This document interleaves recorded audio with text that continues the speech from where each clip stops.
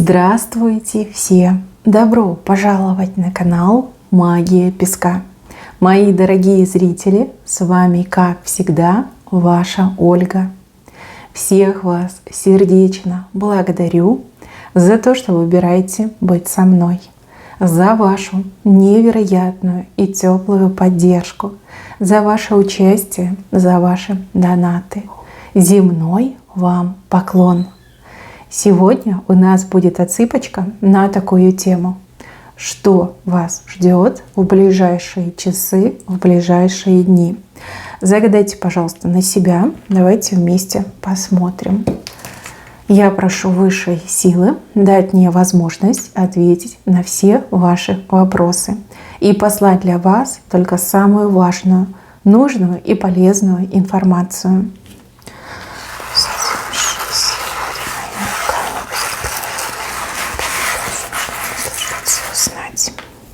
Ох, ничего себе! Какие вам часы и дни предстоят! Смотрите, в лодочке прекрасная девушка плывет к своей мечте. Преград нет. Вы практически уже у цели. Девушки, женщины, мои дорогие зрительницы, о чем вы мечтаете, чего хотите? Что вы должны получить, к чему вы идете. Вы так уже близко находитесь от своей цели. Вот просто уже отсчет у кого-то на минуты, у кого-то на секунды, но у кого-то на сутки пошел. Смотрите, преград нету. Чистая вода и попутный ветер. Ну, буквально. Вот я могу уже смело сказать, что вы свое получите. Вот что вы загадали, что вы хотели, к чему стремились, что планировали. Вот преграды все ушли. Никто не мешает, никто не останавливает. И даже вот видите, ветер попутный вам дует. Прям в спину дует, да, чтобы вас поскорее доставить в нужное место. Да, вот подтолкнуть меня идет. Очень крутой знак. Просто самый лучший. Дальше. Вот здесь мне показывают людей, которые... Бабочка, будут чему-то очень сильно радоваться. Какой-то праздник радости. Может быть, одна радость на всех, а может быть, какое-то праздничное мероприятие, чей-то день рождения. Повод, да? Есть повод. И люди будут радоваться. И вы с ними порадуетесь. Вот как, знаете, либо супер какой-то праздник веселый, либо добрые вести придут. Но опять же, они касаются не только вас, но и каких-то других людей. Вот как вы все вместе радость одну делите, большую радость. Ну а если мероприятие, либо чьи-то именины, крестины, свадьба, то будет очень весело. Вот прям радость на сердце, на душе. И вокруг такая вот счастливая атмосфера мне идет. Ну, бабочка, праздник, радость, какие-то прекрасные новости идут. Дальше показываю человека, который за вами хочет поспеть, да, за вас схватиться, либо вас догнать, может быть, даже обогнать. Но этот человек, он подскользнется и упадет. Может быть, это какая-то конкуренция, может быть, это какое-то соперничество, может быть, да, действительно, конкуренты там в затылок дышат, на пятки наступают. Нет, не догнать, не перегнать, подскользнется и упадет этот человек. Это я четко вижу. Ну, мне идет, что так и должно быть. Может быть, человек там слишком смелый, много на себя берет, да, бросил вам вызов. Но не сможет ни догнать, ни перегнать, ни в коем случае. Подскользнется и упадет. Что есть, то я вам и сказала. Так, и еще говорят о каком-то моменте, связанном с риском. Вот вы как рисковать будете, либо на свой страх и риск что-то сделаете. Ну, буквально вы закрываете глаза и делаете. На самом деле, это не очень хороший момент.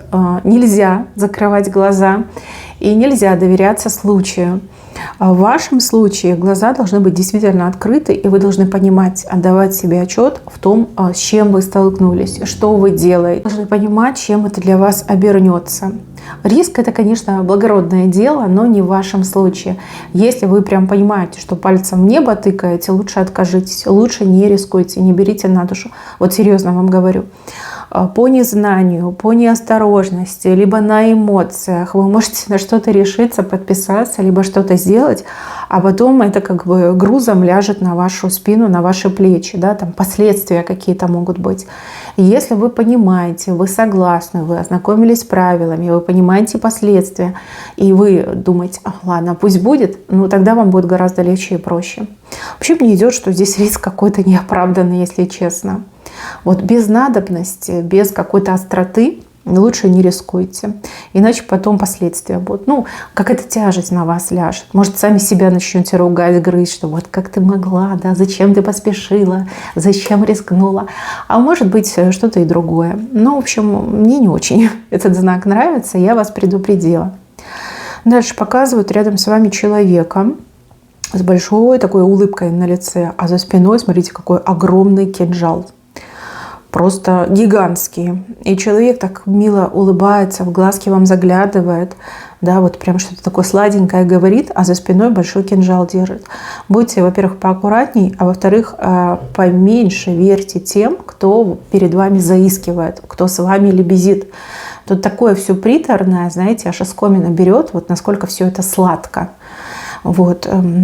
Человек, ну вот как на что-то вас склоняет, либо чего-то хочет от вас добиться, что-то хочет от вас получить. Ради этого готов на все, да, соловьем будет петь, медом весь обмажется.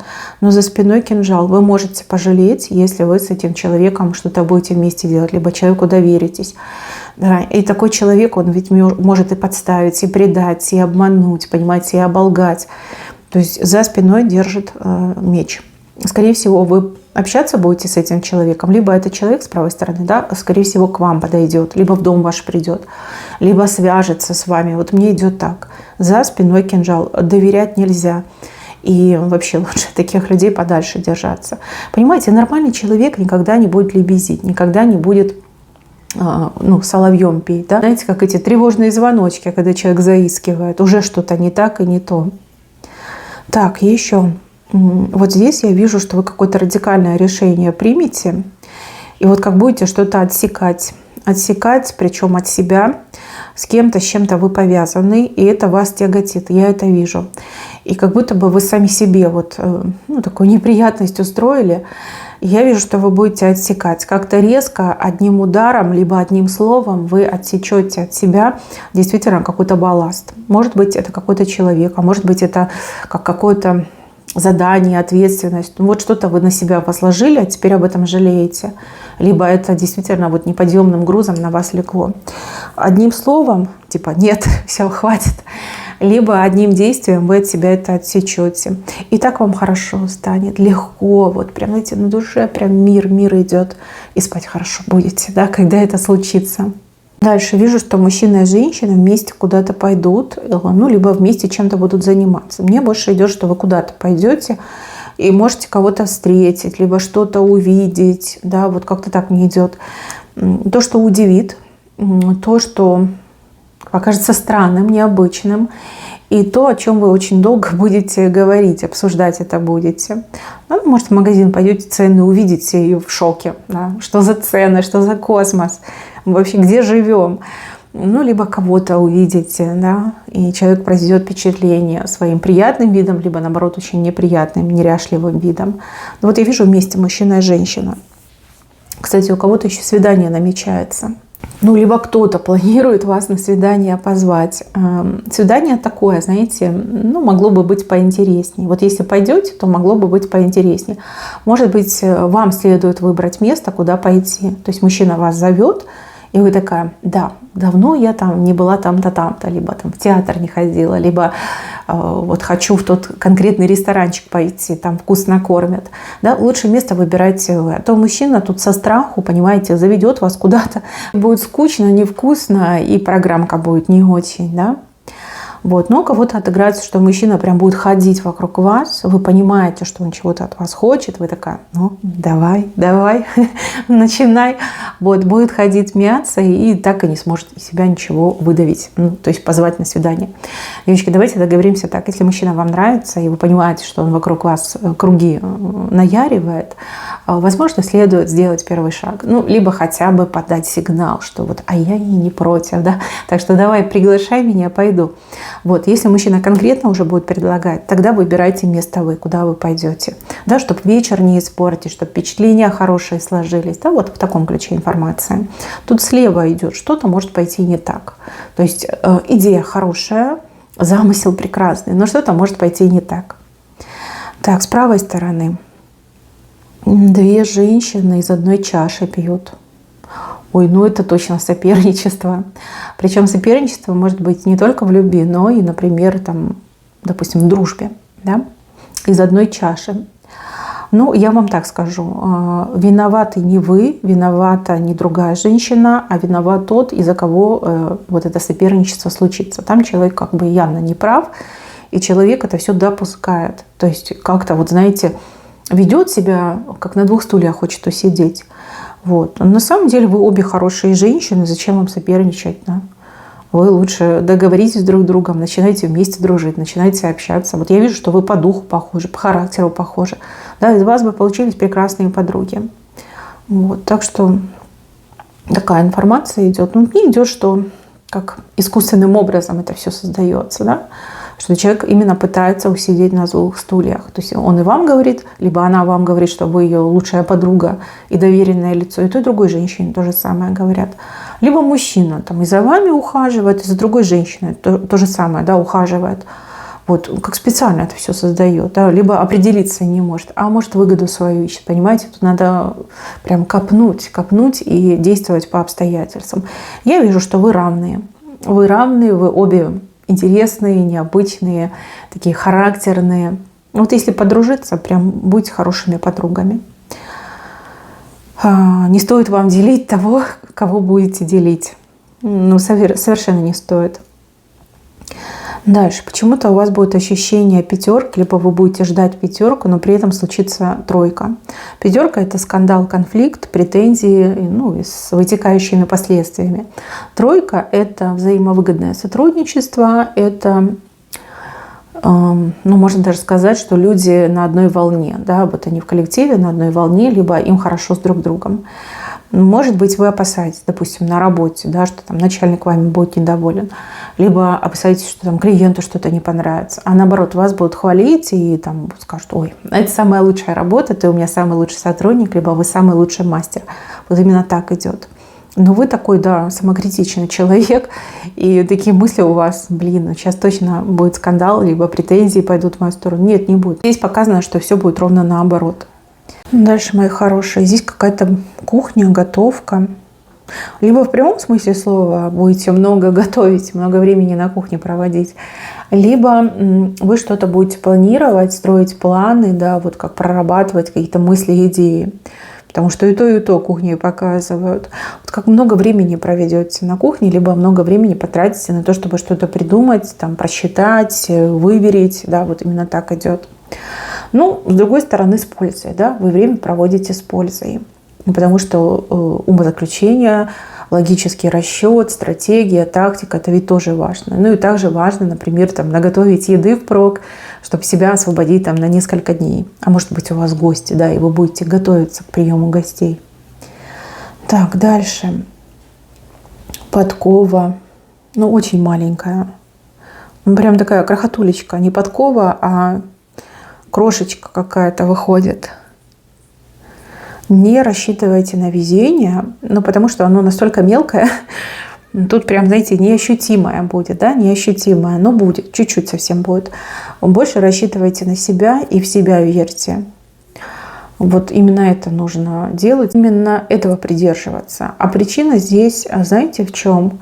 Потому что кто-то из-за вас плохо спит. Человек завидует вам, плохо спит. Скорее всего, либо человек услышал, подслушал, либо вы этому человеку рассказали о том, что вы запланировали, либо том, чем будете заниматься, да, и вот пошла эта зависть, поэтому ваша подковка, она прям, ну, скукожилась, понимаете, такая крошечная стала. Это вам урок, чтобы на будущее, да, вот не посвящали никого в свои планы, затеи, идеи. Это прям вам противопоказано, понимаете? Вот рядом есть завистник. Это даже может быть и близкий человек, и близкий друг, близкая подруга, даже кто-то из родственников может позавидовать. Мне идет, что вас считают очень везучей, что вы вот такая пробивная, видная, что вам все дается, да, такие мысли человека грызут. Ну, что есть, то есть, да, в следующий раз вы будете потише и не будете распространяться. Но человек даже мог подслушать. Такой знак тоже вышел. Дальше, мои хорошие, у кого-то по отношению к вам поменяется мнение. Сначала поменяется мнение, а потом поменяется отношение. Здесь показывают человека, который, ну вот, дистанцию с вами держит. Ну вот на дистанции, да, вытянутой руки, либо еще дальше. Человек вас либо плохо знает, либо человеку про вас гадости наговорили, да, испортили вам репутацию в глазах этого человека. И вот я вижу, что вы что-то делаете, вы, ну, живете своей жизнью, да, там планы свои реализуете, а этот человек за вами наблюдает. Вот. И увидит этот человек, что вы нормальная, что вы порядочная, честная, чистая, да. И сначала мнение поменяется, потом отношение поменяется. Может быть, вам от этого и не холодно, и не жарко, но с другой стороны, мне идет, что этот человек, он не случайный человек. Да? Возможно, в будущем вас что-то будет объединять и связывать. Либо от этого человека что-то будет зависеть для вас. Вот, так что есть, то есть. Дальше показывает человека с усами. Носит усы этот человек.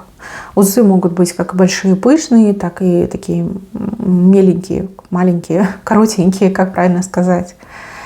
С усами человек для вас что-то хорошее сделает. Хорошее, доброе, позитивное, такое, знаете, жизнеутверждающее. Даже если не просите, даже если не ждете. Вот как по своей инициативе человек что-то доброе для вас делает. И вам будет очень сильно приятно, очень сильно приятно. Ну да, это мужчина, скорее всего, да, потому что такие усы у женщин не бывают. Хотя у женщин тоже иногда бывают усы. Дальше стрелка вверх пошла, буквы. Ну, буквы могут означать какие-то документы, справки, документы, описание каких-то документов, да, вот стрелка пошла вверх. То есть тут и движение, и выход на результат. То есть очень, кстати, для вас тут и неплохо. Дальше белку показали. Белка, но за белкой, ага, с левой стороны. Ну, давайте скажу, как вижу. Я вижу, что вы на кого-то сможете переложить свою работу. Либо кто-то вот прям вызовется вам помочь. Что-то сделать для вас, либо что-то сделать за вас. И, возможно, вы даже немножечко слукавите, да? Кажется, мне куда-то надо бежать, либо мне чем-то другим надо заниматься. Ну вот какая-то работа мне по этой белке идет, вот прям монотонная, скучная, то, что вы не любите. Ну, либо действительно вам чем-то другим нужно будет заняться, либо другая работа для вас интересней. И вот вижу, что рядом будет человек, который сам вызовется, а вы такая, да, спасибо, забирайте, да, делайте. Потом немножко как-то себя некомфортно будете чувствовать, либо стыдно вам будет, скорее всего. Но с другой стороны, что стыдиться? Если человек сам предложил, он почему вы должны отказываться? Тем более, если вы это не любите, либо для вас эта работа скучная. Ну вот как-то показали вашу хитрость. Извините, но скажу, как вижу. Так, еще. Вот здесь вы поднимаете триумфально руки вверх. Что-то вы будете как отмечать, какая-то как победа, достижение, результат. И рядом с вами сразу куча людей появится, которые такие, типа, браво, молодец. Хотя эти люди изначально в вас не верили. Здесь какие-то комплименты, такие за уши притянутые, да, либо, не настоящие, скажем так. Люди, которые вас критиковали, когда вы достигнете своего, когда вы будете праздновать свою победу, вот первые прибегут и будут вас поздравлять. И говорят, да, мы знали, мы верили, мы понимали, что ты сможешь, что ты будешь. И вы такая, угу, конечно, лицемеры, да, как парад лицемеров здесь показан. Но это не важно. Важно, что вы все понимаете, и важно, что вы празднуете, потому что 2 руки вы поднимаете вверх, и видите, у вас в ручках, как, ну вот, лавровый веночек это, да, вот победитель, лавровый веночек у вас в руках. Вот достигните своей цели, либо свершится именно так, как вам нужно. Ну, какое-то преодоление, либо борьба, которая закончится вашей победой. Вы у меня все разные. Главное, что вы у меня победители, да, и это прям основное. Все остальное не важно. Мои хорошие, на этом у меня все. Всем спасибо за внимание. Берегите себя. Всем пока-пока.